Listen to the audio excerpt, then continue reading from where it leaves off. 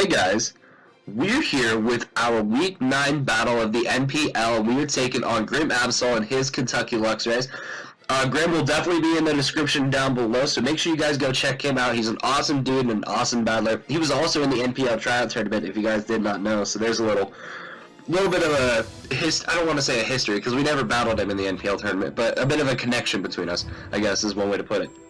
But anyways, we will go over the team that Graham decided to bring. He has Talonflame, Swampert, Breloom, Florges, Mega Banette, and Luxray. Now, this is a really interesting team. I was pretty surprised to not see the Starmie.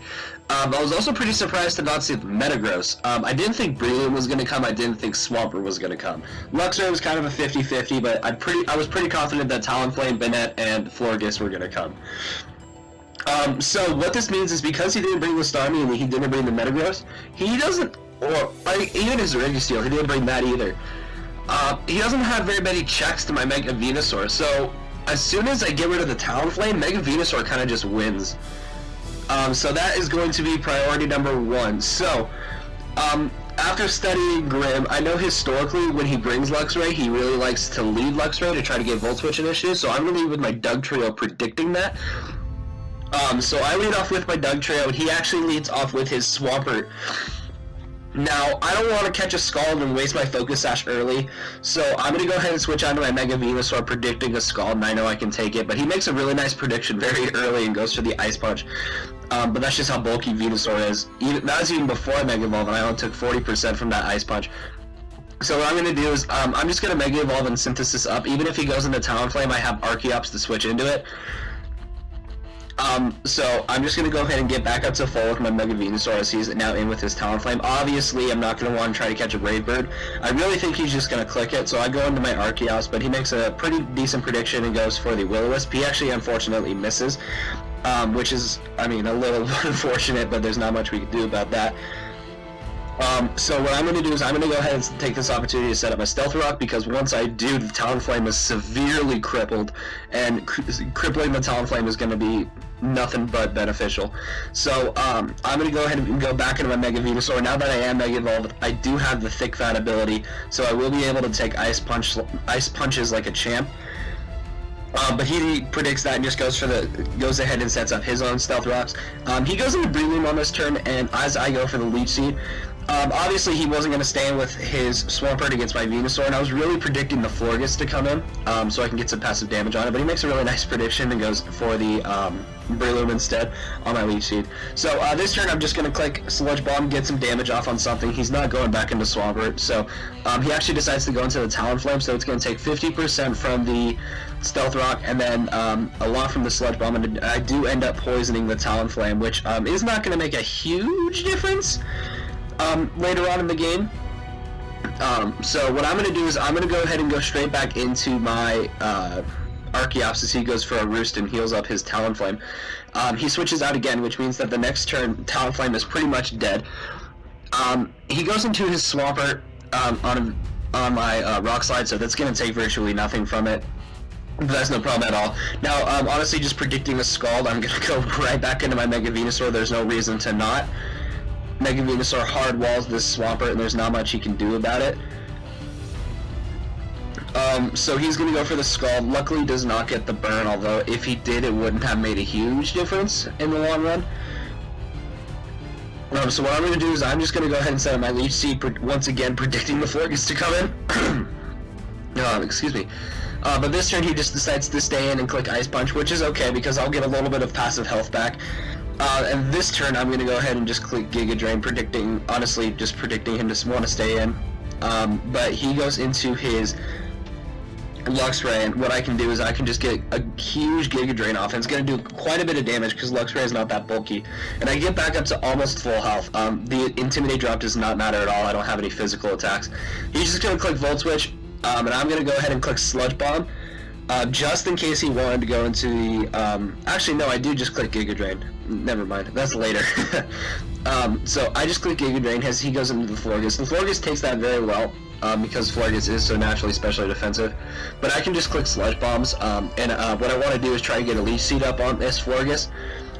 so I can get some passive recovery on it. I do unfortunately miss my leech seed, but that's okay. As he reveals that he has the psychic for coverage, which is perfectly fine because I still take that no problem as I am mixed defensive. So this turn I'm just going to click Sludge Bomb and try to get some damage off on this Florges, and he decides to go into his Talonflame, and the Talonflame is going to drop after rocks and Sludge Bomb damage. So the biggest problem to Mega Venusaur is out of the way, but he brings in his Bayonet, and the fact that he brought this in, you guys obviously are seeing this in replay, but he brought this in pretty quickly during our battle. So honestly, I didn't know what he had for me, so I didn't want to risk it, and I'm just going to go ahead and go into my Archeops so I can taunt it. The idea is that I can taunt it, and then I can go into my Dugtrio, force it to attack me, it can't switch out, and I can just click Sucker Punch after Sucker Punch until it's dead. So he will list my Archeops, that's no problem. I taunt him on his Shadow Claw, so Archeops is going to drop. It's 5-5 as of this point, and I'm going to go ahead and go back into my Dugtrio. Now he can't switch out, he's forced to attack me because he's taunted, so I'm just going to click Sucker Punch once. It does a good chunk of damage. And he clicks knockoff, and because we have all that, we had that little bit of HP investment, we are actually able to live this knockoff. So we go for one more Sucker Punch, and the Bayonet is going to drop. So Dugtrio also gets a kill this week. Now, Dugtrio has pretty much served its purpose. He decides to go into his Breloom, and I wanted to get cheeky, see if he wouldn't click Mach Punch, and I can kill it with an Aerial Ace, but he's smart, he does click the Mach Punch. But that's okay, I tried to stun and didn't work out, that's perfectly fine. So at this point I can literally just go into Mega Venusaur and win the game because there's nothing on his team that can really deal with my Mega Venusaur. So he decides to go into his Florges. I'm going to go ahead and, I believe I just click Synthesis, yeah, to get back up to a good chunk of health because obviously his Breloom has to switch out, it can't touch me. I'm going to set up a Leech Seed and get some passive health back from this Florges. Now, he's going to click Psychic a lot. So what I can do is I can get a Leech Seed, and what I can do is I can click Synthesis this turn, and then next turn, after the Leech Seed, he will be in range that I guarantee that I kill with my Sludge Bomb.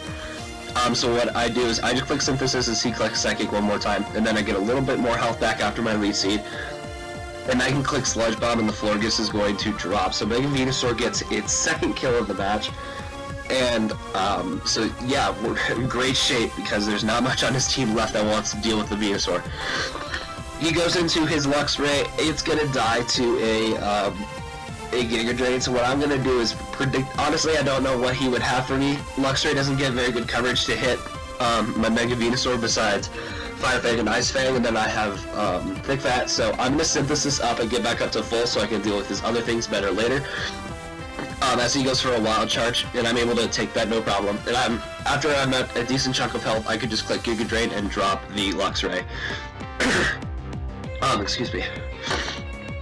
He goes into a Swampert here, and I can easily just click Giga Drain and drop the Swampert, no problem. So the Swampert is going to go down, and then he goes into his Breloom, and what I can do is I can click Sludge Bomb, and the Breloom is going to drop. So he clicks Mach Punch. I figured he would outspeed me, even though Venusaur naturally outspeeds Breloom. I didn't have much speed investment on this thing.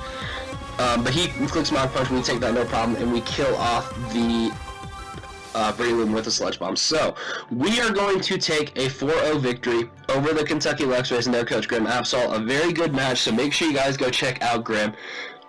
Mega Venusaur is a problem. Like, really.